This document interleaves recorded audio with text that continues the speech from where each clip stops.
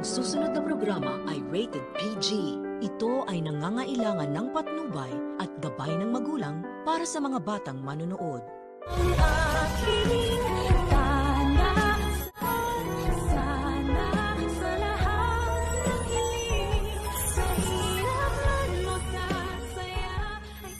Kahit pa ipinapakita ni Lynette kay Carlos na para bang kumbinsido na siya sa mga palusot nito, ay lingid sa kaalaman nitong kumag na doktor na naghihinala pa rin pala sa kanya ang asawa niya. Pagkat sabi nga ni Lynette kay Aling Susan na hindi talaga siya makapaniwala na tinawag ni Zoe na daddy itong si Carlos. Hindi ba nga ni Zoe na si RJ daw sana ang tatawagan niya at hindi niya napansin na si Carlos na pala ang naidayal niya. Pero napag-alaman ni Lynette kay Annalyn na hindi naman daw tumawag si Zoe kay RJ upang humingi ng tulong. Kaya nga malakas ang kutob ng nanay ng batang doktora na may ginagawa talagang kalokohan itong si Carlos at napakarami nitong sikreto sa kanya. Kaya naman dapat nga dito kay Lynette ay mag-imbestiga na siya at magpatulong siya kay Doc Enriquez. Total alam naman ni Doc Enriquez na hindi talaga mabuting asawa itong si Doc Carlos. May pa-promise pa siya kay Annalyn noon bago sila ikasal ng nanay nito na hindi niya daw sasaktan si Lynette at hindi pa babayaan. Samantalang nung nasa bingit ng kamatayan itong nanay ni Annalyn ay nagpakaduwag nga itong si Carlos. Kaya nga dapat dito ay makasama na nina Zoe, Moira at Balahadja na mabulok sa kulungan, lalo na ngayon na nagpapakatatay siya kay Zoe. Pagkat siya nga ang tinawagan ng doktora, tutulong sa kanya dahil hindi niya naman po pwedeng tawagan ng nanay niya dahil sigurado na magagalit ito sa kanya dahil siya ang may dahilan kung bakit ba nakatakas itong si Lolo Pepe. Sa kabilang banda, speaking of Lolo Pepe, natagpuan na nga ito sa bangin at ang magandang balita ay buhay pa nga ito. Sakto rin naman na to the rescue sila ni Doc Lyndon papunta sa hideout nila Balahadja. Kaya siya ang unang nakaalam. Buhay pa nga ang lolo niya. Agad niya naman tinawagan sina RJ at Giselle para ipaalam ang tungkol dito. Masaya din naman si Giselle. Para bang nabunutan siya ng tinik sa lalamunan.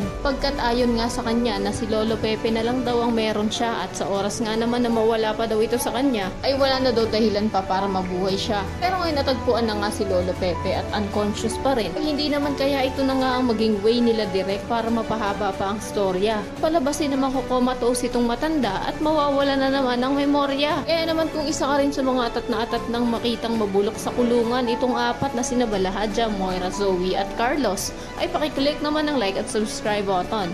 Maaari ka rin mag-iwan ng komento sa ibaba para sa iyong mga saloobin at suwestyon. Maraming salamat sa iyong panonood.